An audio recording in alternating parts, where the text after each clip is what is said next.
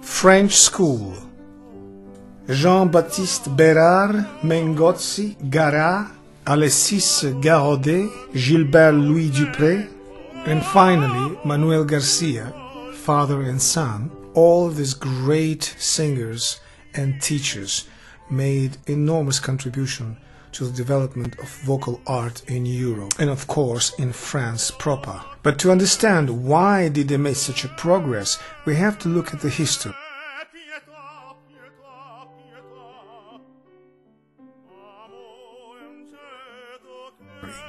In 18th century, Italian vocal art reached its highest level, while in France it was in quite miserable state. I'd like to quote Mozart. French people learn to appreciate great music, but they don't have any idea how disgusting and miserable their own music and singing are. I could easily forgive them if they only sing their own weird French songs. But to forgive them for spoiling great Italian music, I cannot.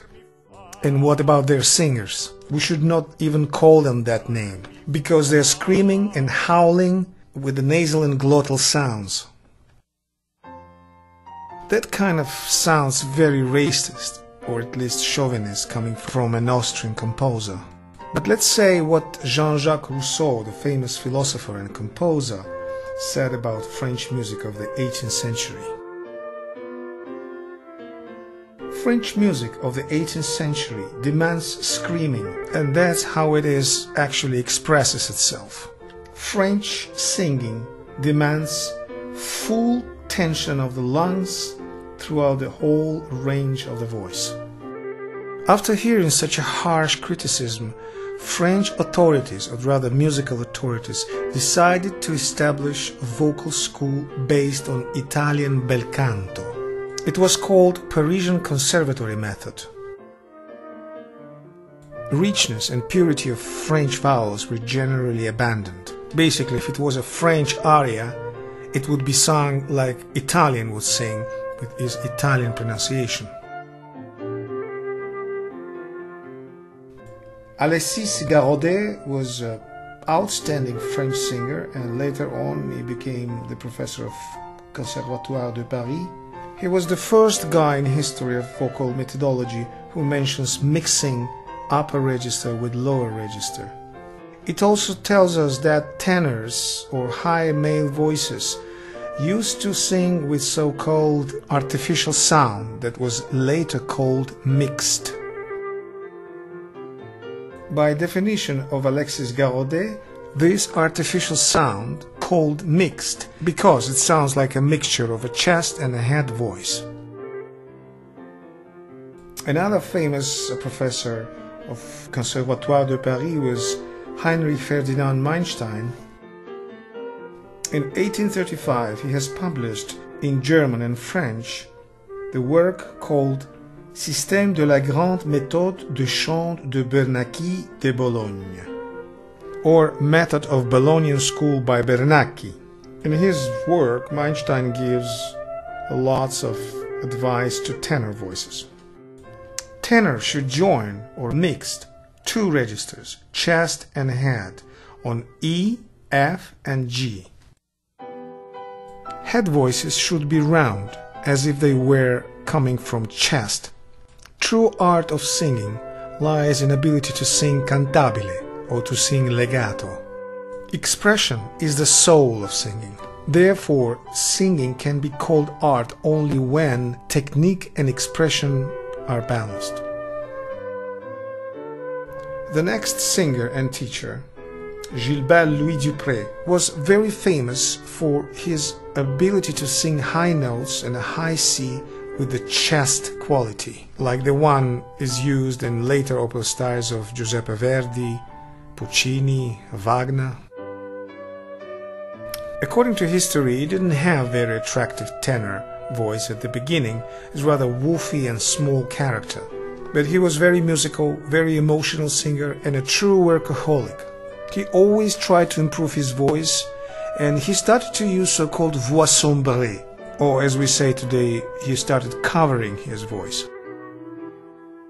In 1946, he published his book L'Art du Chant, where he explains his method of using voix sombrée, or covered sounds. Let me give you some of his quotes.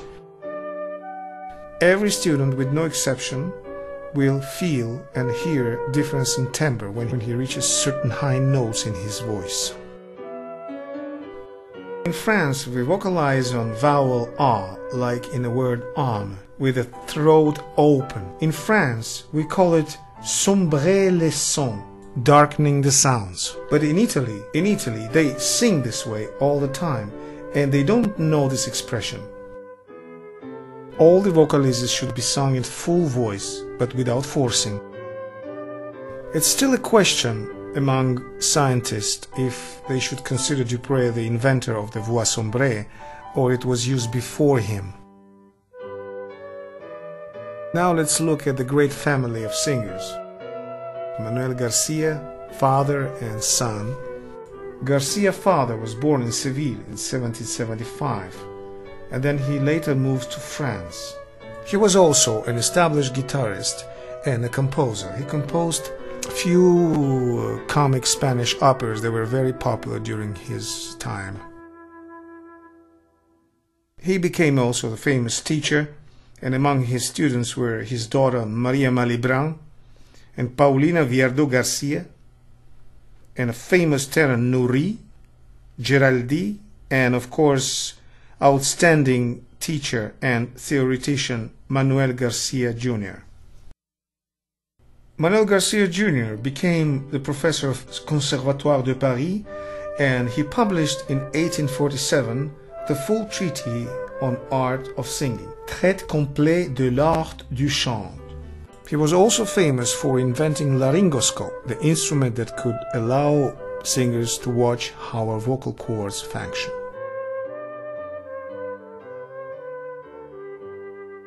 His main methodological principles are following. In breathing, singers should use chest and diaphragm. Voice attack should be hard, or, as they call it, coup de glotte. One should absolutely cover the voice in the middle and a high register. One should mix registers. Classifications of singers on dark and bright voices. Lower position of the larynx in a dark timbre. Too much air expanse in falsetto. Chest voice is much more brilliant than falsetto. To achieve chest voice, I recommend to sing E vowel. This trick is especially good for female voices. One cannot become a great singer if he is not a master of support. To suggest only abdominal way of breathing would be cutting the singer's ability in half. It's interesting to know that at the beginning, Manuel Garcia Jr. was a big advocate of abdominal support or abdominal breathing. And let me remind you that abdominal way of breathing or support is still very popular among coloratura sopranos or high Rossini tenors. Later, Garcia changed his view on breathing and started to support diaphragmical way of breathing. It's an interesting thing that famous singer and teacher Lily Lemon confesses that at the beginning of her career she used so-called in-breathing, so using only abdominal muscles when your stomach kind of gets inside when you try to support your voice. And later on she kind of mastered the new technique called abdominal diaphragmical technique, when sensations of support are much lower and it feels like you're slightly pushing down. Of course, the method of Manuel Garcia is very interesting, and I just advise you guys to study it. So our next program is going to touch the most important period of vocal art, Italian school of 19th century. or namely Francesco Lamperti's school of singing.